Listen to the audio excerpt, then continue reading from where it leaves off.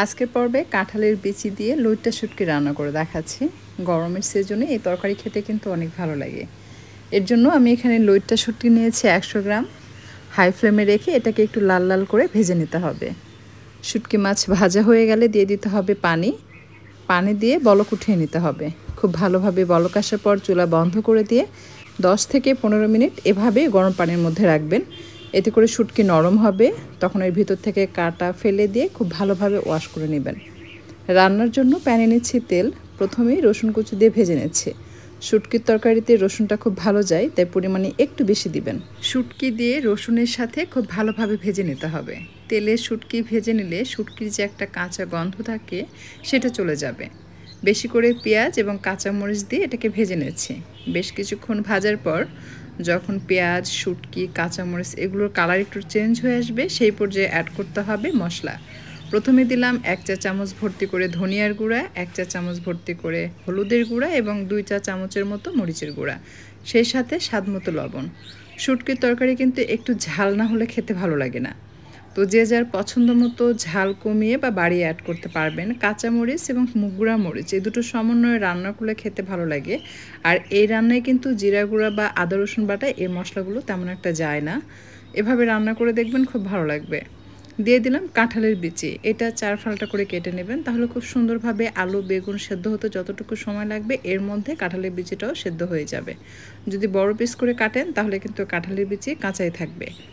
মাঝারি আঁচে রেখে অনবরত নেড়েচেড়ে শুটকির সাথে আলু বেগুন খুব ভালোভাবে কষিয়ে নিতে হবে। এই সময় দেখবেন খুব সুন্দর ঘ্রাণ পাবেন।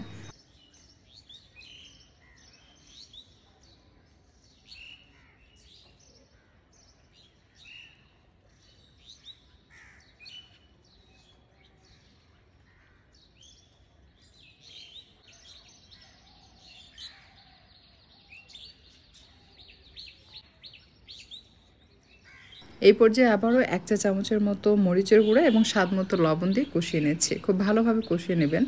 হালকা আছে কষাতে কষাতে দেখবেন যে আলু এবং বেগুন একেবারে সফট হয়ে আসবে। প্রথমেই 1 চা চামচ ভর্তি করে মরিচের গুঁড়া দিয়েছিলাম, আর এরপর আবার 1 চা চামচ মরিচের গুঁড়া দিয়েছে। টোটাল আমি এখানে 2 চা চামচ মরিচের গুঁড়া ব্যবহার করেছি। পানি দিয়ে মাঝারি আঁচে এটাকে রান্না করতে হবে। খুব বেশি পানি দেওয়া যাবে না, এমনভাবে পানি দিবেন যেটা গায়ে গায়ে থাকবে। এরপর বেশ কিছু সময় ধরে মাঝারি থেকে কম বা মাঝারি আঁচে রেখে রান্না করবেন। এটা মাখা মাখা করে রান্না করতে হয়। খুব বেশি ঝোলও থাকবে না, আবার ভাজা ভাজাও হবে না। তবে কেউ চাইলে এটা ভেজেও রান্না করে নিতে পারবেন। এটা কিন্তু ভাজিও করা যায়, মাখা মাখা গ্রেভি রাখলেও ভালো লাগে। খুব বেশি পাতলা ঝোলটা আবার তেমন একটা ভালো লাগে না। তো যখন এটা মিক্স করবেন তখন দেখে মনে হবে যে মাখা মাখা, বাট যখন এটা আবার রেস্টে ছেড়ে দেবেন তখন চারপাশ থেকে হালকা একটু গ্রেভির মতো দেখা যাবে। তো এভাবে রান্না করে খেয়ে দেখেন, খুব ভালো লাগবে। আর এটার গ্রেভিটা কেমন হবে আমি আপনাদেরকে একটু দেখিয়ে দিই, তাহলে বুঝতে পারবেন। ঠিক এরকম, খুব বেশি কিন্তু গ্রেভি নেই। এটা যখন মিক্স করবেন তখন মাখা মাখা মনে হবে, আর যখন এরকমভাবে ছেড়ে দেওয়া হয় তখন মনে হয় যে না, চারপাশে একটু গ্রেভি আছে। তো এরকম মাখা মাখা কিন্তু গরম ভাতের সাথে খেতে অসম্ভব ভালো লাগে। আশা করছি আজকের রেসিপি আপনাদের কাছে ভালো লেগেছে। যদি রেসিপি ভালো লাগে লাইক কমেন্ট শেয়ার করবেন।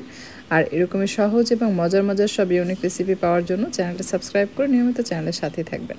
আমি আপনাদেরকে দেখিয়ে দিচ্ছি আলু এবং কাঁঠালের বীজ সেদ্ধ হয়েছে কিনা। যখন আপনি এভাবে চামচের সাহায্যে চাপ দিবেন দেখবেন একেবারেই গলে যাবে। এটা কাঁঠালের বীজ। অনেক সময় দেখা যায় কাঁঠালের বীজ সেদ্ধ হতে কিন্তু সময় লাগে বা সেদ্ধ হতে চায় না, কাঁচা কাঁচা থাকে।